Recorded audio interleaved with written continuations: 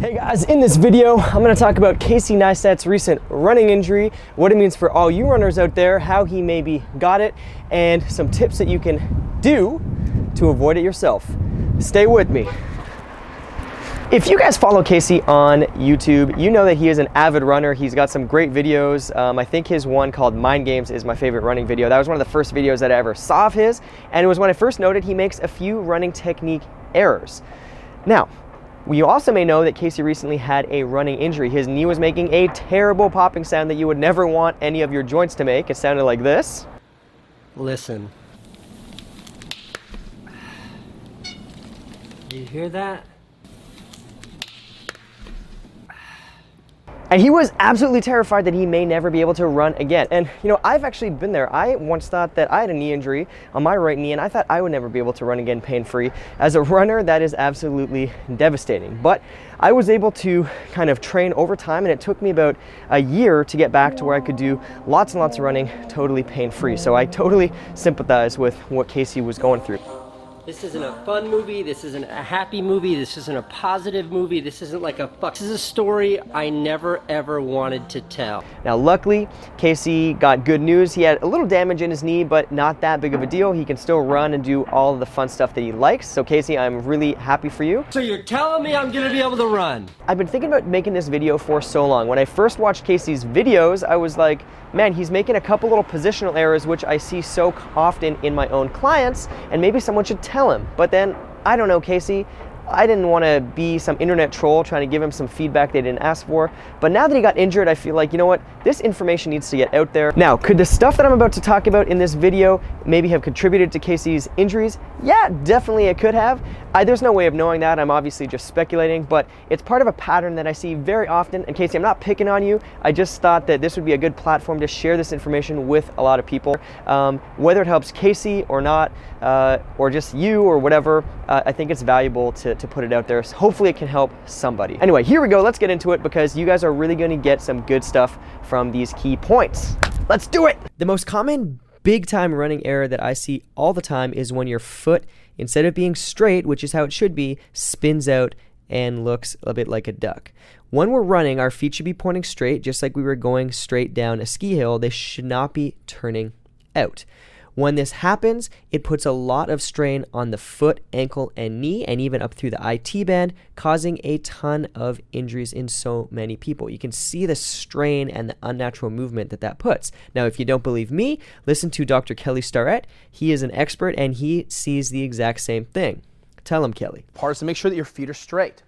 One of the things that happens when I stand with my feet turned out like a duck is that I'll tend to get tired and I'll end up collapsing. When I start running and loading my feet and start collapsing, this becomes a real problem. And one of the mechanisms for a lot of the foot and ankle and knee dysfunction pathologies that we tend to see in runners.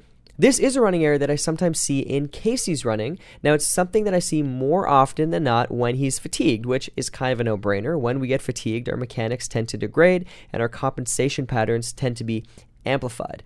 Now, if you know a little bit about his history, you'll know that he injured his right leg really badly when he was young. When I was 26, I was told I'd never be able to run again. I was driving down the street and this dude ran a red light and straight up just cremated the scooter and my leg. I only really noticed this compensation on Casey's right leg, which is the one that got murked in the car accident, and it's probable that, you know, he just has a lot of residual stiffness and just doesn't have the same joint mobility, which is causing this problem. If you look at a really good example of running, this is Carl Lewis. His form is pretty spectacular, and you can see that his feet are totally straight when he lands. His ankle and knee just bend in a straight line. His leg is able to swing right through front and back and avoid any twisting or inward collapse.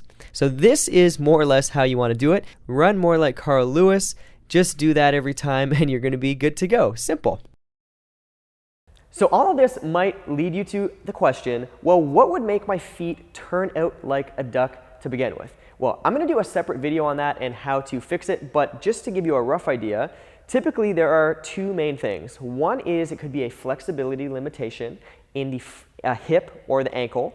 If my hip can't go back very far this way when I'm running, it's going to tend to spin out because then I have a little more space there, and I'm going to come back around like that. So that leads into that foot out kind of compensation. If my ankle is too tight, then as I roll over my foot in a running stride, instead of being able to go straight, I run into a wall there, and it's not possible to really run effectively. So my compensation for that, just naturally, is usually going to be turning my foot out, and now my knee can go further forward. I can roll right through. That puts a lot of strain on the knee, and it's not great, but it's a way to do the task that you're asking your body to do. Now, the other reason why this could happen is if your bum or foot is too weak. Right? If my foot isn't strong enough to maintain a good arch, it's going to collapse in. And if my glute isn't strong enough to anchor the rest of my leg from the hip, it's also going to collapse inward. So any of these things could be the culprit, and there could be a few other ones. Those are the main ones. And I'll do another video to explain how to actually fix those things properly, because I don't want this to be like a half-an-hour video, and neither do you. The next major mistake that I see is kind of a weak or inactive core in a lot of runners. If you're a runner who's ever experienced back pain toward the end of a run or after a run, this is definitely part of your problem. Not only does this lead to sort of slow, heavy, plodding steps instead of fast steps where you spend as little time on the ground as possible, but it puts excessive strain on the back and does not feel good after long races. Another big time running mistake that I see is sort of inactive hips that sway side to side. While that is awesome for Shakira, or if you're in the Bacchanal, if you are running strong, it is not a good thing. Your hips should stay relatively level, just like our good buddy, Carl Lewis. Check that out. So when my core and hips are kind of softer and active, not only does that make it more likely for my knees to cave in and for me to overextend and put more pressure through my back and utilize my strong glute muscles less, but it also leads to sort of a less bouncy, less fast running step where I spend more time on the ground and less time just sort of bouncing and floating over. So imagine if I was doing jump rope and I stayed super, super relaxed. I just don't get that same rebound effect. Sort of heavy steps where I'm not able to rebound off and use that natural elasticity and ground reaction force that just lets me come up more effortlessly. It actually takes more effort to jump up every single time than if I can create more stiffness and just kind of bounce nice and easily like this. But it's impossible to do that without a tight core and active hips. To give you a visual of how this works, let's compare two lacrosse balls. Now these balls are identical, but the red one I'm going to drop on a hard surface and the white one on a soft surface. You can see the red one bounces up so much higher, and that's exactly the extra bounce that you're going to get with proper form in running. Okay, so if you have identified that you have some of these running problems, what should you do? Well, the first thing I would recommend is just find someone local who can assess your running and give you a proper strength and conditioning program or mobility program to correct this stuff. But if you want to start working on it on your own, first off, you should definitely be able to balance on one leg for a minute, no problem. This should be fairly easy. And you should not have any major flinches or loss of balance. So if your hip drops, you're having trouble keeping your hips level, and if you put your hands on your hips, that'll give you good feedback on that. If you're just wiggling all around, that's no good. And if your foot is flinching a lot and wiggling around as you fight for your balance, that is not strong enough. It should just be locked in place like a suction cup on the ground, giving you good support. You should also be able to do a single leg bridge with no compensation pattern. So you're going to get set up like this, lift one leg up. If your hip drops to the side or drops straight down, those are both giveaways that you have an instability in the hip. Now, you want to be pretty strict with this, so even a small drop is no good. I'm exaggerating it in the video, but even a small change in position is going to belie some hip weakness that is definitely going to come out in a run, especially when you're fatigued or trying to push the pace. You should also be able to do a basic step down to a low box without tipping and tilting your hips, and without your knee collapsing in. It should be tracking in the exact same line as your foot. At a higher level, you should be able to do high box step-ups and more complex single leg exercises with good balance, strict form, and lots of weight, which is going to demonstrate good lower body single leg strength, enough for all the running that you're going to do.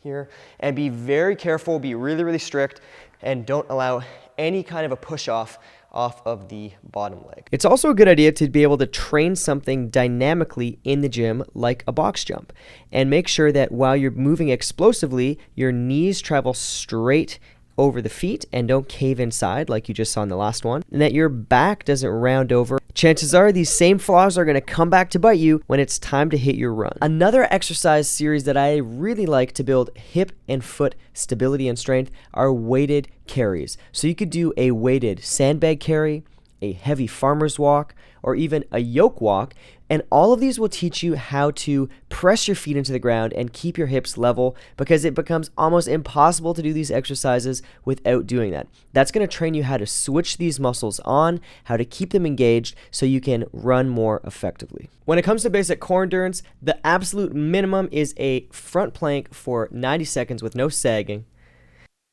a back extension hold for 2 minutes, and a side plank without sagging down even a little bit, or twisting to compensate and try to make it easier.